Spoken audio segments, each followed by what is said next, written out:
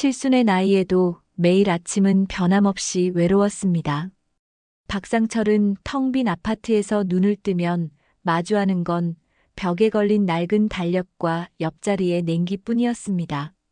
아내는 5년 전 세상을 떠났고 자식들은 모두 출가해 제 살 길 찾아 바쁘니 당연한 일이었죠. 상철의 유일한 걱정거리는 3년째 식물인간으로 누워있는 형 박상현뿐이었습니다.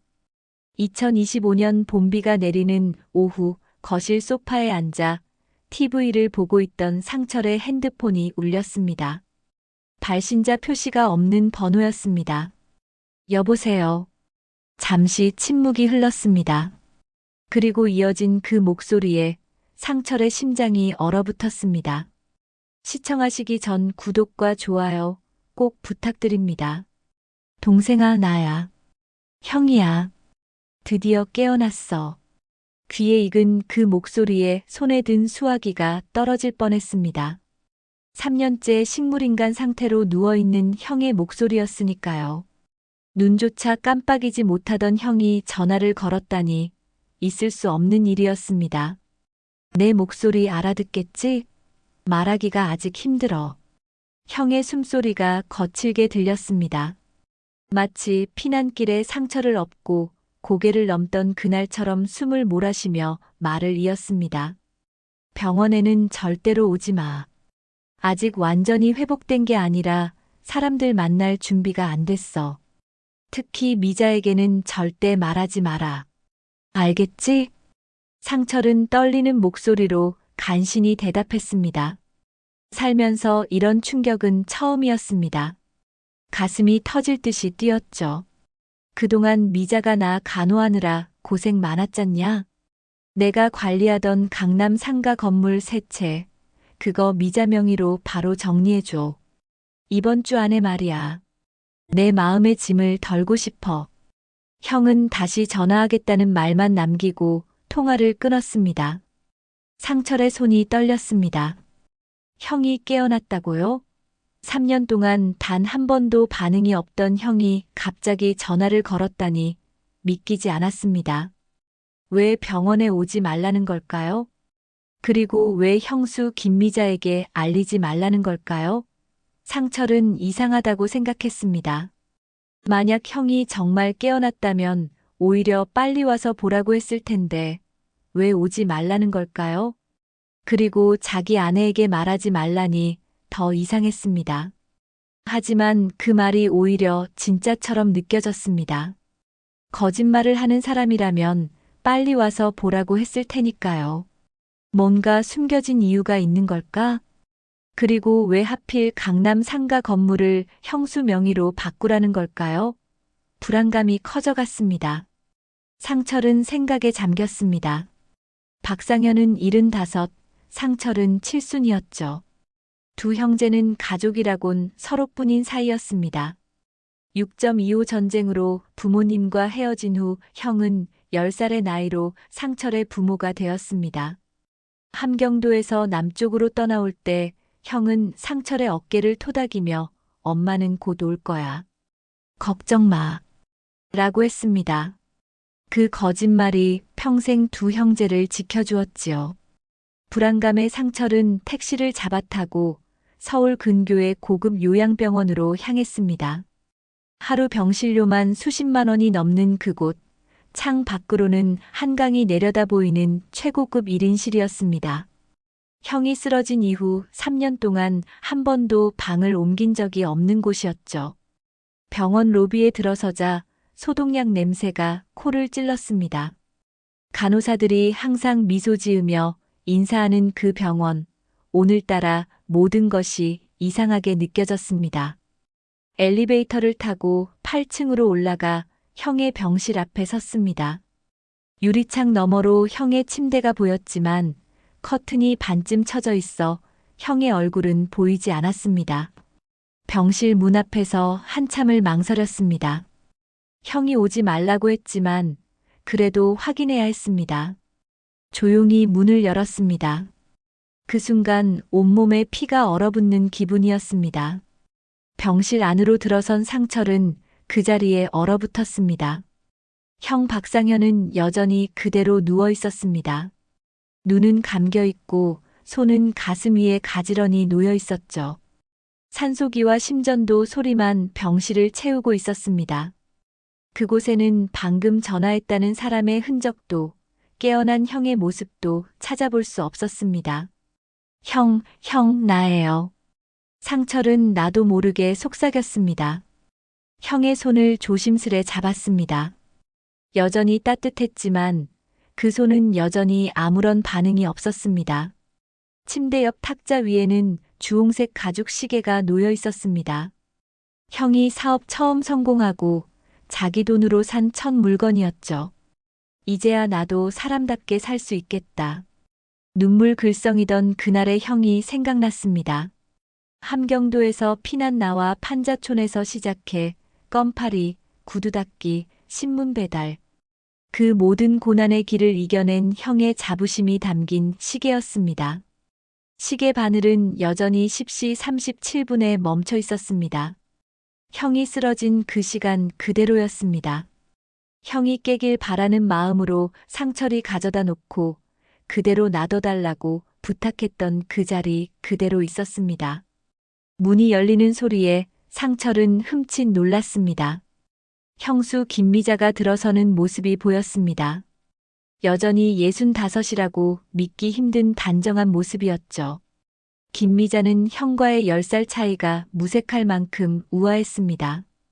그녀의 뒤로 젊은 남자가 따라 들어왔습니다. 형수의 조카 민재였습니다. 어머, 오셨어요? 전화도 없이 갑자기 웬일이세요? 김미자의 목소리는 놀란 듯했지만 표정은 이상하리만큼 차분했습니다. 민재는 눈길을 피하며 창가로 걸어갔습니다. 형이 제게 전화했어요. 직접 말이에요. 그 말에 김미자의 눈이 커졌습니다. 정말요? 어머, 그럼 형님이 의식을 되찾으신 건가요? 하지만 김미자의 놀란 표정과 달리 목소리에는 진정한 기쁨이 느껴지지 않았습니다. 그리고 병실을 한번 빠르게 훑어보는 그녀의 눈빛은 차가웠습니다. 언제 전화하셨대요? 어떻게 말씀하셨어요? 김미자의 질문이 너무 많았습니다. 마치 실수한 것을 감추려는 듯 했습니다. 김미자의 말투, 그 미소, 그 눈빛, 모든 것이 이상했습니다. 민재는 형의 심전도를 뚫어지게 바라보고 있었습니다. 아저씨, 누가 전화했다는 거예요? 여기 환자분은 움직일 수도 없는데. 민재의 말투에는 살짝 조롱이 섞여 있었습니다. 상철은 민재가 병원에 있는 것이 이상했습니다. 전에는 한 번도 보지 못했던 인물이었으니까요. 이분은 미자 형님의 언니 아들이에요. 요즘 병원 일을 좀 도와주고 있어요. 김미자가 민재를 소개했습니다. 민재는 어색하게 고개를 숙였습니다. 그의 나이는 30이 채 안 돼 보였습니다. 상철은 그제서야 깨달았습니다. 이 병실 안에서 무언가 심상치 않은 일이 벌어지고 있다는 것을요. 6.25 전쟁 때 부모를 잃고 필사적으로 찾아 헤맸던 그 절박한 느낌이 다시 들었습니다. 이번에는 형을 잃을지도 모른다는 두려움이 가득했습니다. 형님이 전화로 무슨 말씀을 하셨나요? 김미자가 다시 물었습니다. 상철은 잠시 망설였습니다. 형이 강남 상가 건물 세 채를 형수 명의로 바꾸라고 했다는 말을 해야 할까? 직감적으로 이 말은 하지 말아야 할 것 같았습니다. 그냥 자신이 괜찮다고 말했어요. 곧 다 나을 거라고. 상철의 말에 김미자와 민재는 서로 눈빛을 교환했습니다. 무언가 숨기는 듯한 모습이었습니다. 혹시 최근에 형의 상태에 변화가 있었나요? 상철이 조심스럽게 물었습니다. 김미자의 눈이 잠시 흔들렸습니다.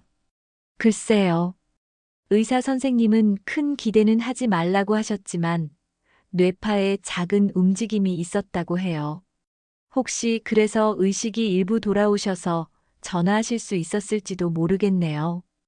김미자의 말에 상철의 가슴이 철렁했습니다.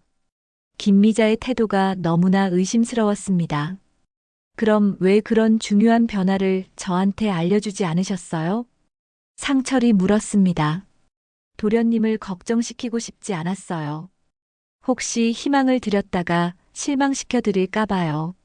김미자의 대답은 준비된 것처럼 빨랐습니다. 민재는 형의 약 차트를 보며 무언가 메모하고 있었습니다. 상철은 형의 손가락이 미세하게 움직이는 것을 보았습니다. 너무 작은 움직임이라 착각일 수도 있었지만 상철은 확신했습니다. 형은 무언가 신호를 보내고 있었습니다. 그보다 형님이 말씀하신 그 강남 상가 건물 문제는 어떻게 생각하세요? 그건 형님 뜻이니 빨리 처리해드리는 게 좋지 않을까요? 김미자의 말에 상철은 얼어붙었습니다. 자신이 형의 말을 언급하지 않았는데 김미자가 어떻게 알고 있는 걸까요? 병원을 나온 상철은 머릿속이 복잡했습니다. 형이 전화했다는 것도, 형수가 그 내용을 미리 알고 있던 것도 이해할 수 없었습니다. 택시를 타고 집으로 향하는 길, 상철은 형과의 어린 시절을 떠올렸습니다. 1950년 함경도 단천에서 전쟁이 터지고 10살 박상현과 7살 박상철은 피난길에 오르게 되었습니다. 부모님은 할아버지와 할머니를 모시고 나중에 오겠다며 두 형제를 먼저 피난시켰습니다. 피난 도중 함께 붙여준 집안 머슴이 두 형제를 버리고 사라졌지만 다행히 15살 사촌형이 함께 있었습니다. 사촌형은 부산 박선생네 주소를 알고 있었고 그들의 인솔하에 피난길을 이어갔습니다. 하지만 부산에 도착했을 때 박선생네는 이미 떠난 뒤였습니다. 결국 두 형제는 부산 송도 근처 천막촌에 정착하게 되었습니다. 상철은 택시 창밖으로 내리는 봄비를 바라보았습니다. 그 시절 굶주림과 추위 속에서도 형은 늘 동생을 먼저 생각했습니다. 미군 배급소에서 얻은 빵을 항상 상철에게 더 많이 나눠주었죠. 나중에 알고 보니 형은 자신의 몫을 줄여가며 동생을 먹였던 것이었습니다. 전쟁이 끝나고 형은 군복을 만드는 공장에 취직했습니다. 그리고 얼마 후 자기 사업을 시작했죠. 군납품으로 돈을 벌기 시작한 형은 시골에서 올라온 청년들을 모아 작은 공장을 차렸습니다. 새마을 운동이 한창일 때 형은 이미 탄탄한 사업가가 되어 있었습니다. 박정희 대통령 시절 청와대에서 모범 사업가로 표창도 받았고 70년대에는 해외 수출까지 시작해 국내 산업화의 주역 중 한 명이 되었습니다. 집에 도착한 상철은 오래된 사진첩을 꺼내 들었습니다. 형이 결혼하던 날 찍은 사진이 눈에 들어왔습니다. 그때가 1986년 형이 40에 결혼했을 때였습니다. 형수 김미자는 당시 30이었고 형은 자선단체 행사에서 그녀를 만났습니다. 형은 보육원에서 아이들을 돌보는 김미자의 모습이 어머니와 닮았다며 첫눈에 반했다고 했습니다. 처음에는 두 사람이 정말 행복해 보였습니다. 김미자는 봉사활동도 열심히 다니고 형을 잘 챙겼습니다. 하지만 결혼 10년쯤 지나자 형의 표정이 달라지기 시작했습니다. 말수가 줄고 김미자 얘기를 피했죠. 무슨 일이 있냐고 물어도 괜찮다는 말뿐이었습니다. 상철은 고개를 저었습니다. 그때는 그저 부부 사이의 권태기라고만 생각했지만 지금 돌이켜보니 뭔가 더 심각한 일이 있었던 것 같았습니다. 갑자기 핸드폰이 울렸습니다. 발신자 표시가 없는 번호였습니다. 상철의 손이 떨렸습니다. 형의 전화일까요? 여보세요? 박상철 씨, 저 장영심이에요. 상철은 안도의 한숨을 내쉬었습니다. 장영심은 형의 회사에서 30년 넘게 비서로 일했던 사람이었습니다. 이제는 은퇴했지만 형과는 여전히 가까운 사이였습니다. 장 여사님, 오랜만입니다. 무슨 일이신가요? 사장님의 조카라는 청년을 보셨나요? 이상한 낌새가 있어서 연락드렸어요. 상철은 놀랐습니다. 장영심이 어떻게 민재를 알고 있는 걸까요? 방금 병원에서 봤습니다. 형수님의 언니 아들이라고 하더군요. 장영심의 한숨소리가 전화기를 통해 들렸습니다. 그게 말이 안 됩니다. 사모님에게는 언니가 없어요. 외동딸이라고 항상 말씀하셨거든요. 상철의 심장이 빠르게 뛰기 시작했습니다. 형수에게 언니가 없다니, 그럼 민재는 누구인 겁니까? 그리고 사장님이 쓰러지기 전 회사 자금 유출을 발견하셨다는 말씀을 하셨어요. 조사를 지시하셨고 그 이후에 갑자기 쓰러지신 거죠. 장영심의 말에 상철은 충격을 받았습니다. 회사 자금 유출이라니? 그리고 조사를 지시한 후 형이 갑자기 쓰러졌다니? 지금 당장 만나서 얘기할 수 있을까요? 상철이 물었습니다. 이 모든 일이 점점 이상해지고 있었습니다. 두 사람은 강남의 한 조용한 카페에서 만났습니다. 장영심은 60대 후반이었지만 여전히 단정한 모습이었습니다. 그녀는 노트북을 꺼내 상철에게 보여주었습니다. 이건 제가 몰래 복사해둔 회사 자금 거래 내역입니다. 지난 5년 동안 사모님 명의의 계좌로 상당한 금액이 빠져나갔어요. 그리고 이 계좌는 다시 이 사람 명의의 계좌로 입금됐습니다. 장영심이 가리킨 이름은 최진우였습니다. 최진우요? 누굽니까? 사모님의 과거에 관한 이야기인데, 사모님이 형님과 결혼하기 전 김혜자라는 자매와 함께 호스테스로 일했다고 해요. 그리고 최진우는 그 시절 사모님의 단골 손님이었다고 합니다. 상철은 혼란스러웠습니다. 형수가 호스테스였다고, 그리고 자매가 있었다고, 지금까지 듣던 것과는 완전히 다른 이야기였습니다. 그럼 민재는 누구죠? 장영심은 깊은 한숨을 내쉬었습니다. 아직 확실한 건 아니지만 민재가 최진우의 아들이 아닐까 의심됩니다. 그리고 더 충격적인 건 최진우가 10년 전에 사망한 것으로 알려져 있지만 제가 최근에 글을 본 것 같다는 겁니다. 사모님과 함께요. 상철과 장영심은 그날 이후 형수 김미자를 비밀리에 감시하기 시작했습니다. 두 사람은 번갈아 가며 병원 주차장에 차를 세워두고 형수의 출입을 관찰했습니다.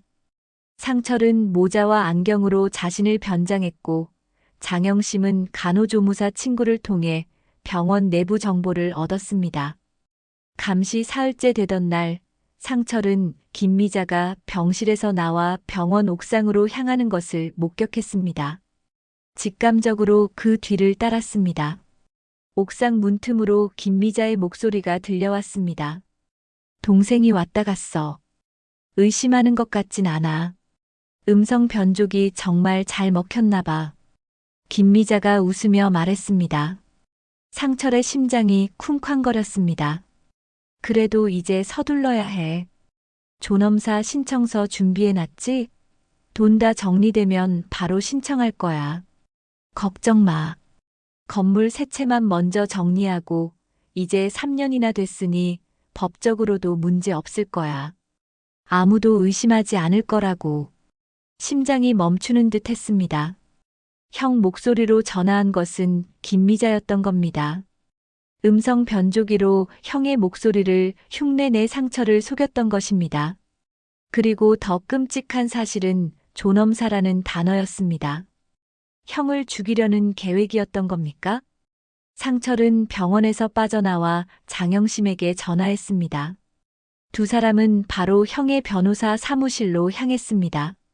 서진태 변호사는 오랫동안 형의 법률 업무를 담당해온 믿을만한 사람이었습니다. 이런 끔찍한 일이 있다니 믿기지 않네요. 서진태는 상철의 이야기를 듣고 충격받은 표정이었습니다. 지금 당장 모든 재산 이전을 막아야 합니다. 그리고 증거가 필요해요.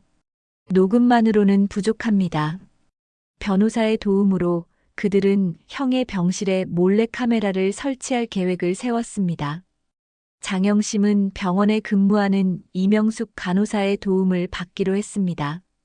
이명숙은 장영심의 오랜 친구였고 형의 주치의의 특별 지시사항에 의문을 가지고 있었습니다. 최근에 손태준 의사가 사장님의 약물 처방을 바꿨어요. 그리고 면회 시간 외에도 자주 병실에 들어갑니다. 특히 사모님과 함께요. 이명숙의 말에 상철과 장영심은 서로를 바라보았습니다. 손태준은 김미자가 최근에 추천한 의사였습니다. 이명숙의 도움으로 그들은 형의 병실 천장과 침대 옆 테이블에 초소형 카메라를 설치했습니다. 다음 날 아침 상철은 설치한 카메라의 영상을 확인했습니다. 밤중에 김미자와 민재, 그리고 손태준 의사가 병실에 들어왔습니다. 그들의 대화는 충격적이었습니다. 이제 서류 준비는 다 끝났어. 존엄사 신청만 하면 돼. 상철이 그 자식이 건물 세채 이전 수속을 마치면 바로 진행하자. 김미자의 말에 민재가 웃으며 대답했습니다. 어머니, 설마 상철 아저씨가 그렇게 쉽게 속을까요? 어쨌든 머지않아 이 쓸모없는 늙은이도 끝이네요. 상철은 녹화된 영상을 보며 온몸이 떨렸습니다. 민재가 김미자를 어머니라고 부른 것도 충격이었지만 형을 쓸모없는 늙은이라고 한 말은 더 큰 분노를 일으켰습니다. 이들의 계획은 분명했습니다. 형의 재산을 차지하기 위해 그를 존엄사시키려는 것이었습니다. 이 증거만 있으면 충분합니다. 지금 바로 경찰에 신고해야 해요. 서진태 변호사의 말에 상철은 고개를 끄덕였습니다. 하지만 마음 한구석에서는 확신이 서지 않았습니다. 왜 형수와 민재는 이런 끔찍한 계획을 세웠을까요? 그리고 손태준 의사는 어떤 관계로 이 일에 가담한 걸까요? 강남 경찰서에 도착한 상철은 담당 형사 정혜진을 만났습니다. 38살의 여성 형사였는데 날카로운 눈빛에서 베테랑의 풍모가 느껴졌습니다. 이 사건은 단순한 금융 사기가 아니라 살인 미수에 해당할 수 있습니다. 조용히 수사를 진행하겠습니다. 정혜진은 녹화 영상과 녹음을 검토한 후 말했습니다. 그녀는 상철에게 앞으로 며칠간 평소처럼 행동하라고 조언했습니다. 경찰이 김미자의 금융거래와 손태준 의사의 배경을 조사하는 동안 수상한 행동으로 그들에게 경각심을 주지 말아야 한다는 것이었습니다. 이튿날 장영심이 상철에게 전화했습니다. 사장님의 금고에서 뭔가 찾았어요. 당장 와보셔야 합니다. 형의 회사 사무실에 있는 비밀 금고에서 장영심은 오래된 녹음 테이프를 발견했습니다.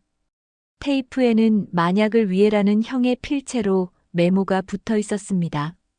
녹음기를 통해 흘러나온 형의 목소리는 약간 떨리고 있었습니다. 이 테이프를 듣고 있다면 나에게 무슨 일이 생겼다는 뜻이다. 동생아, 내가 못다한 이야기를 들어라.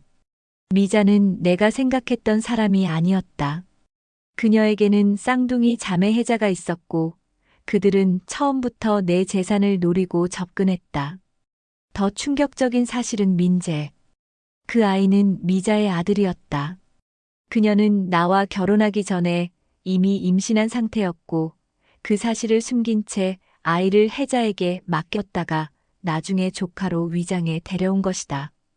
상철은 충격의 말을 잇지 못했습니다. 형은 계속해서 말했습니다. 최근에 회사 자금이 유출되는 것을 발견했다. 조사해보니 미자가 자금을 빼돌려 최진우라는 남자에게 보내고 있었다.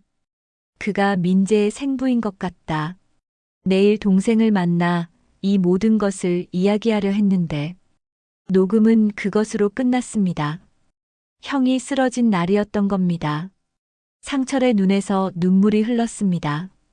형이 그토록 자랑스럽게 여겼던 가정이, 그가 사랑했던 아내가 모두 거짓이었다니 얼마나 큰 충격이었을까요?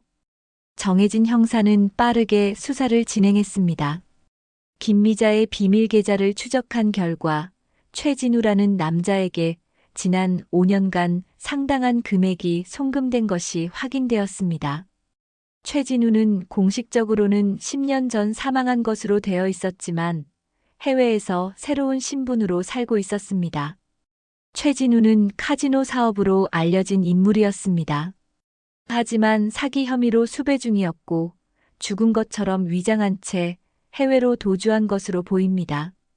정해진 형사의 설명에 상철은 고개를 저었습니다. 그럼 처음부터 계획된 일이었군요.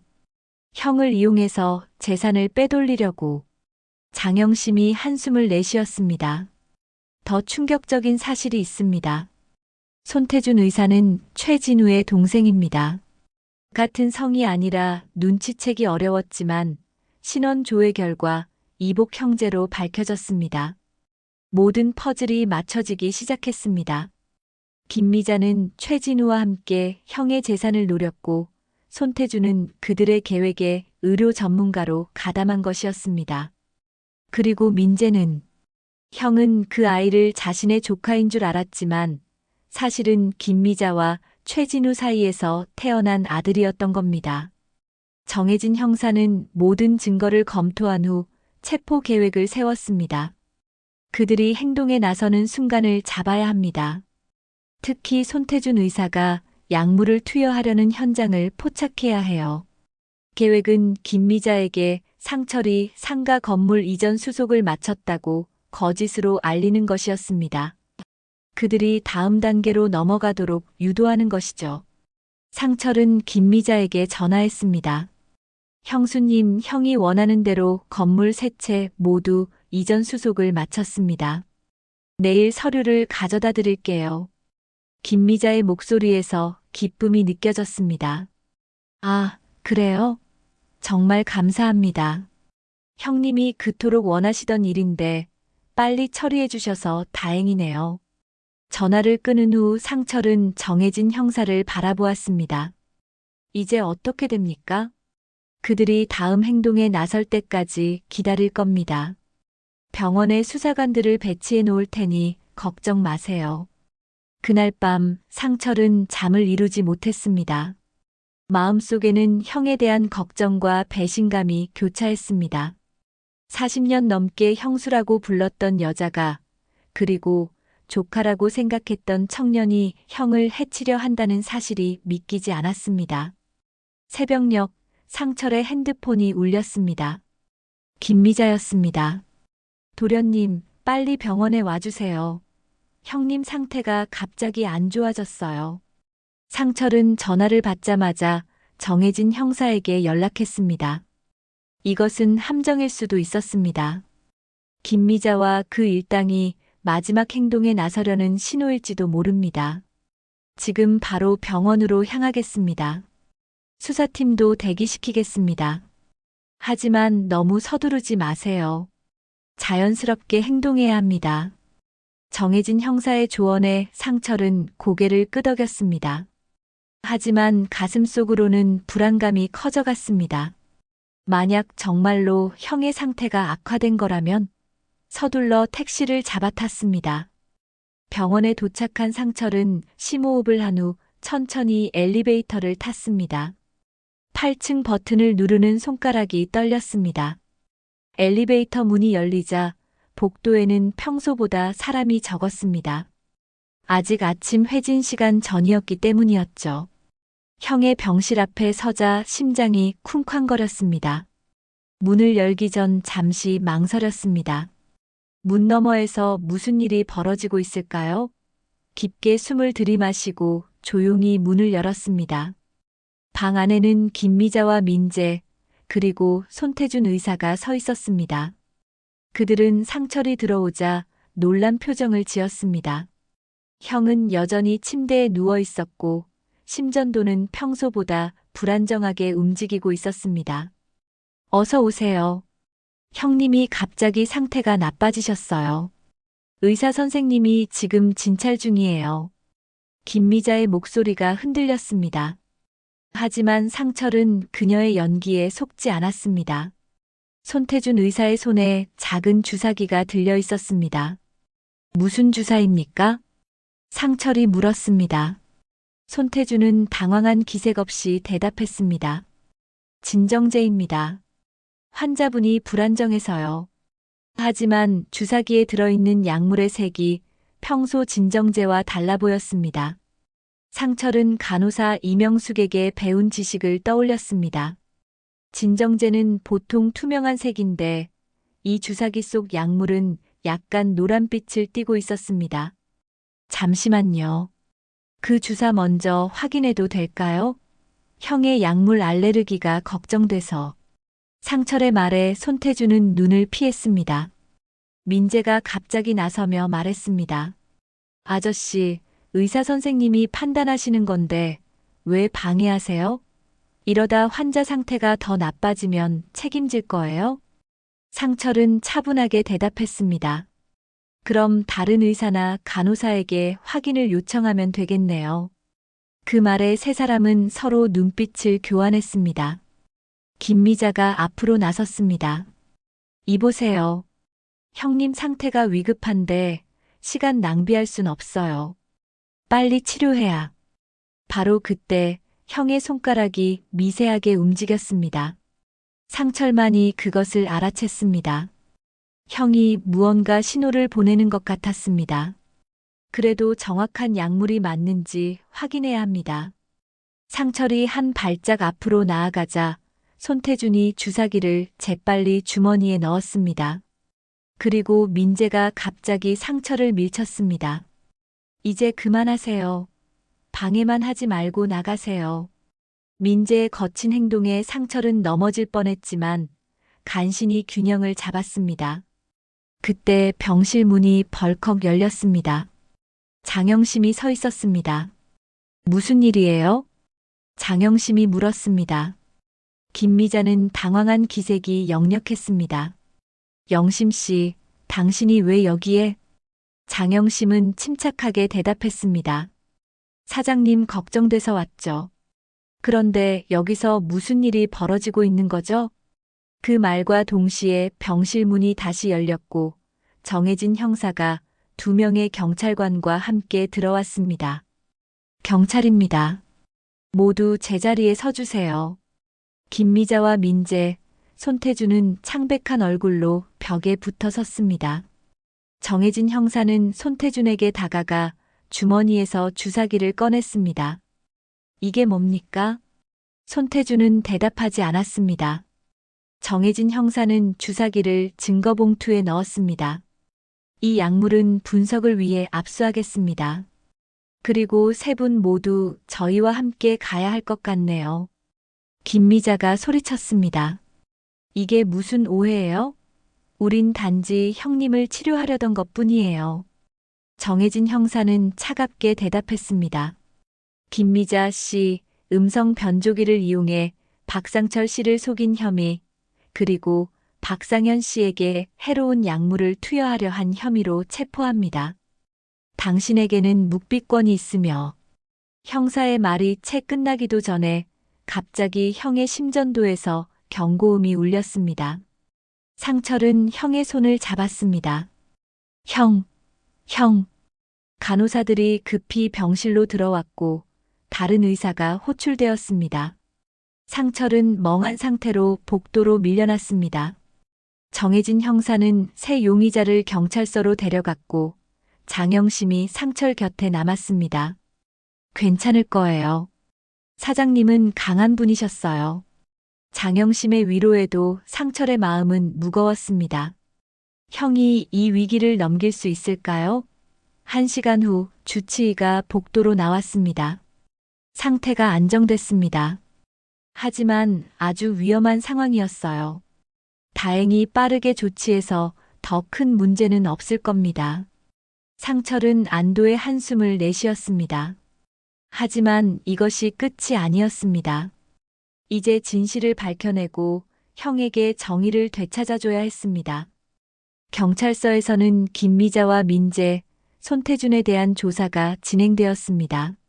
정혜진 형사는 세 사람을 별도로 신문하며 진실을 캐내기 시작했습니다. 상철은 대기실에서 결과를 기다렸고 장영심은 병원에 남아 형을 지켰습니다. 밤늦게 정혜진 형사가 상철을 면담실로 불렀습니다. 3명 모두 자백했습니다. 특히 민재가 가장 먼저 무너졌어요. 상철은 고개를 끄덕였습니다. 어쩌면 민재에게는 양심의 가책이 있었을지도 모릅니다. 김미자 씨는 처음에는 모든 것을 부인했지만 우리가 최진우의 행방을 알고 있다고 하자 무너졌습니다. 그녀의 자백에 따르면 최진우와 김미자는 대학 시절부터 연인 관계였고 민재는 그들 사이에서 태어났습니다. 상철은 충격의 말을 잇지 못했습니다. 형사는 계속해서 말했습니다. 김미자는 형님과 결혼하기 전부터 계획적으로 접근했습니다. 최진우가 도박 빚으로 어려워지자 김미자는 돈 많은 사업가를 찾아 결혼하기로 결심했죠. 그래서 형님이 자주 가는 자선 행사에 참여하기 시작했고 봉사활동도 형님의 눈에 들기 위한 연기였습니다. 상철은 주먹을 불끈 쥐었습니다. 형이 그토록 자랑스러워하던 아내가 처음부터 그를 이용하려 했다니 얼마나 큰 배신이었을까요? 더 충격적인 사실은 김미자가 쌍둥이 자매 김혜자와 함께 이 계획을 세웠다는 겁니다. 김혜자는 민재를 키우며 뒤에서 김미자를 도왔습니다. 그리고 민재가 성인이 되자 조카로 위장해 형님 곁으로 데려온 거죠. 이제야 모든 것이 맞아떨어졌습니다. 형이 쓰러진 것도 우연이 아니었습니다. 형님이 회사 자금 유출을 발견하고 조사를 지시했을 때 김미자는 패닉에 빠졌습니다. 그리고 손태준 의사의 도움으로 형님의 음료에 약물을 타 의식을 잃게 한 후 계단에서 밀어 뇌출혈로 이어지게 했다는 겁니다. 상철의 눈에 눈물이 고였습니다. 얼마나 계획적이고 냉혹한 범죄였는지 생각하니 가슴이 아팠습니다. 손태준 의사의 자백에 따르면 최진우의 이복 동생으로 어릴 때부터 형을 따라다녔다고 합니다. 그는 의학을 공부해 이런 상황에서 도움을 줄 수 있도록 준비했죠.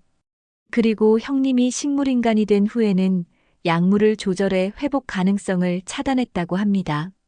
상철은 분노로 떨렸습니다. 이들이 한 짓은 단순한 사기가 아니라 냉혹한 살인 시도였습니다. 그리고 가장 충격적인 사실은 정해진 형사가 잠시 머뭇거렸습니다. 민재가 사실은 형님의 친아들일 가능성이 있다는 겁니다. 상철은 놀라서 고개를 들었습니다. 네, 어떻게 그런? 민재의 자백에 따르면 김미자가 형님과 결혼 전에 이미 임신 상태였는데 최진우의 아이라고 생각했지만 나중에 DNA 검사를 해보니 형님의 아이였다는 겁니다. 김미자와 형님은 결혼 전에 이미 관계가 있었고 그녀는 이 사실을 최진우에게 숨겼다고 합니다. 상철은 말문이 막혔습니다. 민재가 형의 아들이라고? 그렇다면 이 모든 상황이 더욱 비극적이었습니다. 자신도 모르게 아버지를 해치려 했던 아들이라니. 민재는 최근에야 이 사실을 알게 되었다고 합니다. 그리고 갈등하던 중이었죠. 하지만 김미자와 최진우의 영향력 아래 계속 행동했다고 해요. 정해진 형사는 한숨을 내쉬었습니다. 지금 민재는 큰 충격에 빠져 있습니다. 자신이 해치려 했던 사람이 친부였다는 사실에 상철은 말을 잇지 못했습니다. 이 모든 이야기가 너무 복잡하고 슬펐습니다. 형이 알았다면 얼마나 가슴 아팠을까요? 그날 밤 상철은 병원으로 돌아갔습니다. 형의 침대 옆에 앉아 그의 손을 잡았습니다. 형, 모든 진실을 알아냈어요. 이제 안전해요. 형수와 민재, 그 의사 모두 체포됐어요. 더 이상 형을 해치지 못해요. 상철의 눈에서 눈물이 흘렀습니다. 형의 손가락이 미세하게 움직였습니다. 의사들은 단순한 반사작용이라고 했지만 상철은 형이 자신의 말을 듣고 있다고 믿었습니다. 그리고 민재가 형의 아들일지도 모른대요. 이건 정말 복잡한 일이지만 만약 사실이라면 형에게는 아들이 있는 거예요. 형의 눈에서 한 방울의 눈물이 흘러내렸습니다. 그것은 단순한 생리 현상이 아니라 형의 마음이 전해진 것이라고 상철은 믿었습니다. 이틀 후 병원에서 전화가 왔습니다. 형의 상태가 갑자기 악화되었다는 소식이었습니다. 상철은 서둘러 병원으로 달려갔지만 도착했을 때는 이미 의사들이 형의 병실 주변에 모여 있었습니다. 죄송합니다. 호흡과 심박이 급격히 약해지고 있습니다. 오래 버티기 힘들 것 같습니다. 상철의 무릎이 꺾이는 듯 했습니다. 침대 옆에 앉아 형의 손을 꼭 잡았습니다. 점점 차가워지기 시작한 손이었지만 놓을 수 없었습니다. 형, 괜찮아요. 이제 편히 가셔도 돼요. 진실도 밝혀졌고 정의도 이루어졌어요. 그동안 고마웠습니다. 형의 입술이 미세하게 떨렸고 눈에서는 또 한 방울의 눈물이 흘러내렸습니다. 그리고 심전도의 선이 점점 평평해지더니 긴 직선이 되었습니다. 형은 3년간의 긴 잠에서 영원한 안식으로 떠났습니다. 장례식은 조용했습니다. 김미자와 민재, 손태주는 구속 중이었고 형을 아는 사람들은 대부분 이미 세상을 떠났습니다. 장례식장에는 옛 직원들과 사업 파트너들이 몇 명 찾아왔지만 분위기는 차분했습니다. 형의 영정 사진을 보며 75년을 힘차게 살아낸 형의 인생이 자랑스러웠습니다. 그 사진은 형이 예순에 찍은 것으로 당시 그는 이미 대한민국 경제 발전의 주역 중 한 명이었습니다. 영정 사진 속 형은 늘 그랬듯 담담한 표정이었지만 그 눈빛에는 깊은 내면이 담겨 있었습니다. 화장을 마치고 집으로 돌아오는 길 형의 변호사 서진태에게서 연락이 왔습니다. 형님께서 2019년에 공증하신 유언장이 있습니다. 내일 사무실로 오시면 공개하도록 하겠습니다. 이튿날 변호사 사무실에서 유언장이 공개되었습니다. 강남의 높은 빌딩 숲 사이에 자리한 법률사무소, 그곳은 형이 생전에 자주 찾던 곳이었습니다. 이 유언장은 형님께서 쓰러지기 직전에 작성하셨습니다. 특이한 점은 만약의 경우를 위한 보충 유언이라는 항목이 있다는 겁니다. 서진태 변호사가 공증 유언장을 펼치자 놀랍게도 형수의 배신을 이미 의심했다는 내용도 담겨 있었습니다. 나 박상현은 정신이 온전한 상태에서 다음과 같이 유언한다. 첫째, 내 재산의 50%를 내 동생 박상철에게 남긴다. 둘째, 만약 유전자 검사 결과 민재가 나의 혈육으로 확인된다면 내 재산의 30%를 그에게 남긴다. 단 그가 자신의 잘못을 진심으로 뉘우치고 올바른 길을 걷겠다고 맹세할 경우에 한한다.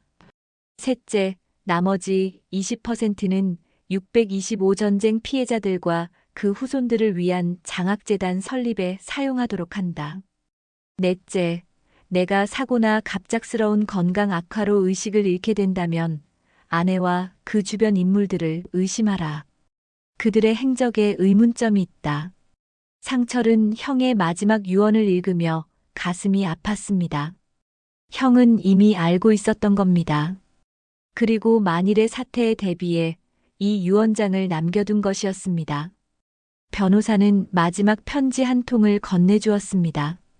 형님께서 동생분께 전해달라고 하셨습니다. 떨리는 손으로 편지를 열었습니다. 형의 굵직한 필체가 종이 위에 단정하게 그러나 힘있게 적혀 있었습니다. 동생아, 이 편지를 읽는다면 난 이미 세상을 떠났겠지. 하지만 너무 슬퍼하지는 말아라. 우리는 이미 충분히 살았고 피난길에서 약속했던 것보다 훨씬 더 오래 함께했으니까. 나는 행복했다. 너와 함께할 수 있어서. 내가 남긴 재산 중 내 몫인 50%로 내 남은 여생을 편히 살아라. 민재에 관해서는 그 아이가 정말 내 아들인지 확인해 주기 바란다. 만약 그렇다면 그 아이에게 기회를 주고 싶다. 모든 것이 김미자와 그 일당의 계략이었다면 민재도 어쩌면 피해자일 수 있으니까. 그리고 남은 유산은 우리처럼 전쟁으로 인생이 바뀐 사람들을 위해 써라. 마지막으로 부탁이 있다. 너는 나처럼 살지 말아라.